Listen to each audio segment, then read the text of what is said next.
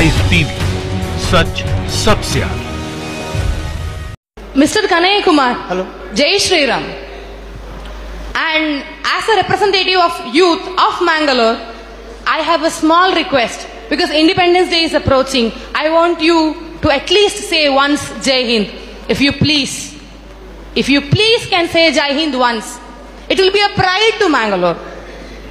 देखिए, एक तो आपने जय श्री राम कहा है, लेकिन हमारे यहाँ लोग सीताराम बोलते हैं। हाँ।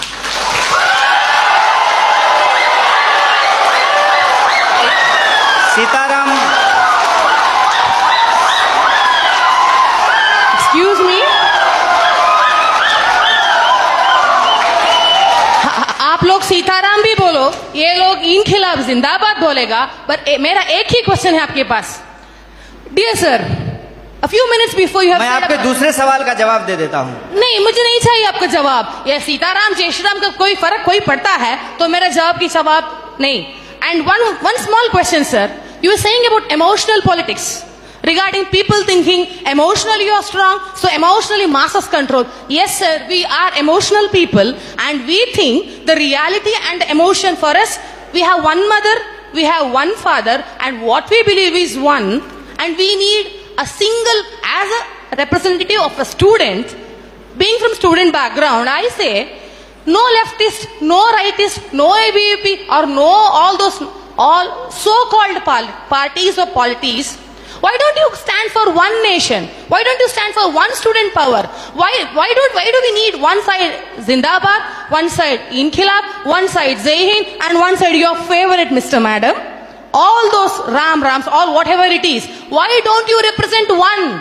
Why don't you represent one India? Why don't you represent one unity? Why don't you give us a single policy rather than saying all these what you have said with the due respects for you, with due respects for your PhD? Why don't you please respect and please propose one unity and one topic saying which is uniting the entire country so that the topic says youth is in the crossroad. And my dear sir, yes, youth is in the crossroad, but we are having set our eyes on the goals and we are on our path. Why don't you please say one policy for entire country?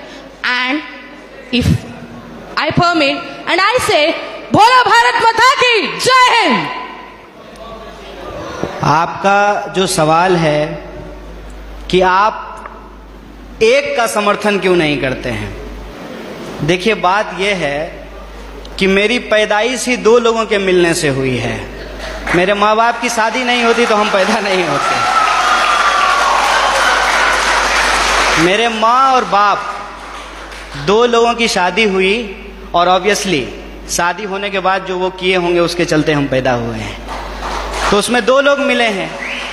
रही बात कि one nation का क्यों नहीं support करते हैं, तो nation तो वन ही है, भारत एक है, इसमें कोई डाउट नहीं है। लेकिन इस एक भारत को रिप्रेजेंट करने वाला जो एक संविधान है उसमें 300 से ज्यादा आर्टिकल हैं, मोर देन 300 आर्टिकल्स हैं उस एक कॉन्स्टिट्यूशन में। और जो आप कह रहे हैं कि वन नेशन, उस वन नेशन को रिप्रेजेंट करने के लिए जो एक पार्लियामेंट है उसमें भी दो सदन हैं, लोकसभा और राज्यसभा, और उसमें से जो चुन करके लोग जाते हैं उसमें भी कोई एक लोग नहीं जाते हैं, उसमें 545 मेंबर्स जाकर के पहुंचते हैं। तो हमारा जो वननेस है वो वननेस एक्चुअली डाइवर्सिटी को रिप्रेजेंट करता है, उसमें डाइवर्सिटी है। और आपने जो सवाल पूछा जय श्री राम, जय श्री राम आप बोलिए, ये आपकी आज़ादी है, आप जय श्री राम बोलिए, जय हनुमान बोलिए, आपको जो बोलना है बोलिए, क्योंकि इस बात को बोलने की इजाजत हमको हमारा संविधान देता है। इसीलिए मैं आपसे ये आग्रह करूंगा कि आप कभी कभी उस संविधान की भी जय बोलिए जो आपको बोलने की आज़ादी देता है। और रही बात मेरी, तो मैं आपको बता दूं, मेरा तो जन्म ही मिथिला में हुआ है।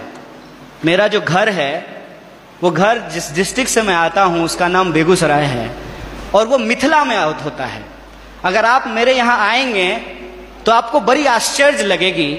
हमारे गांव में हर साल ये जो अगहन का महीना होता है हिंदी का, उसमें अयोध्या से बारात आती है और लड़के आते हैं बाराती बन करके, और राम लक्ष्मण आते हैं बर बन करके। और हमारे गांव में राम जानकी मंदिर है जहां पे हर साल राम विवाह होता है। और मैं मजेदार बात आपको बताता हूं, मिथिला के जो लोग होते हैं वो राम जी को गाली देते हैं। पता है क्यों? क्योंकि मिथिला राम जी का ससुराल है और इस लिहाज से वो राम जी का को मजाक करते हैं। हमारी संस्कृति में जब शादी ब्याह होता है तो जो बारात आती है तो बारातियों को सारातियों के द्वारा गालियां सुनाई जाती है, उनको गालियां दिया जाता है। जब आप हमारे यहां आएंगे तो आपको बड़ा आश्चर्य लगेगा कि राम जो भगवान हैं उनको स्वागत में लोग गालियां दे रहे हैं। ये हमारा ट्रेडिशन है। और हम जिस संस्कृति जिस कल्चर में पले बढ़े हैं वहां कभी भी किसी भी भगवान को अकेले नहीं याद किया जाता है। आपने कहा ना वननेस, उनको अकेले नहीं याद किया जाता है। हमेशा राम को सीता के साथ और राधा को कृष्ण के साथ याद किया जाता है। ये हमारी परंपरा रही है। ये बड़ी आश्चर्य की बात है कि आप यूथ हैं और जो है मैं तो पीएचडी कर लिया और मैं उम्मीद करता हूं कि आप भी पीएचडी कर पाएं। अगर आप पीएचडी करें तो मेरा आपसे ये आग्रह होगा कि आप इस देश में जितने रामायण लिखे गए हैं कम से कम उन रामायणों पे ही आप पीएचडी कर लीजिए। और मैं आपको बताता हूं कि हिंदुस्तान में कम से कम 300 से ज्यादा रामायण लिखे गए हैं, मोर देन 300। और मैं एक बार हिमाचल गया था। हिमाचल में त्रिलोकनाथ की मंदिर है। मैं आपको कहता हूं इस देश को घूमिए। यह देश इतना शानदार है कि आप इसकी कल्पना नहीं कर सकते हैं। और आपको कई बार अपने आप को छोटा और तुच्छ महसूस होगा कि हम कितना तुच्छ हैं इस देश के सामने। जब आप त्रिलोकनाथ मंदिर जाएंगे तो त्रिलोकनाथ मंदिर में भगवान बुद्ध की मूर्ति है और भगवान बुद्ध की मूर्ति के ऊपर भगवान शिव का मूर्ति बनाया गया है, सर के ऊपर बनाया गया है। और उस मंदिर में पहले हिंदू साधु आते हैं जो प्रार्थना करते हैं, उसके बाद बुद्धिस्ट मोंक आते हैं जो वहां जाकर के परिक्रमा करते हैं। यह हिंदुस्तान की खासियत है।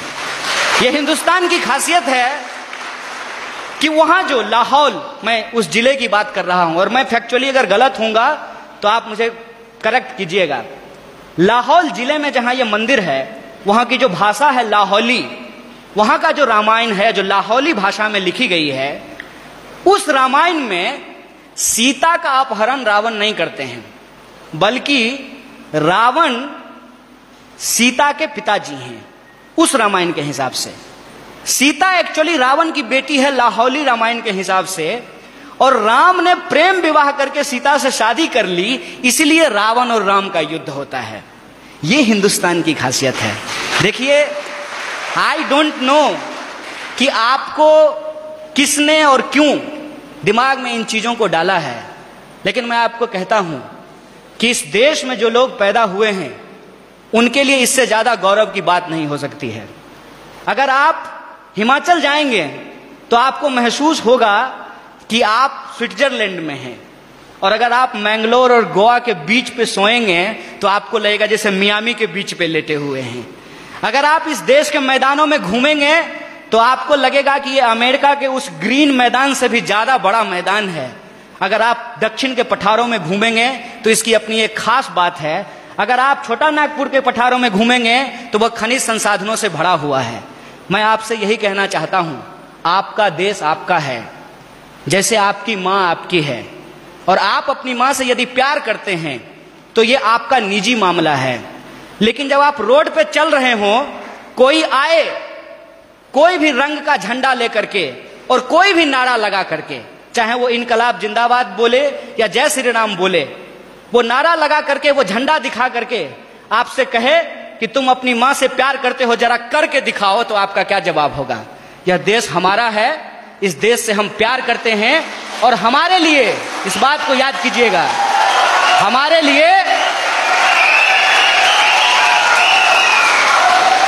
लिए प्यार नुमाइश की चीज नहीं है। हम प्रेम करते हैं और अपने दिलों में लेकर के घूमते हैं। बहुत बहुत शुक्रिया, बहुत बहुत धन्यवाद।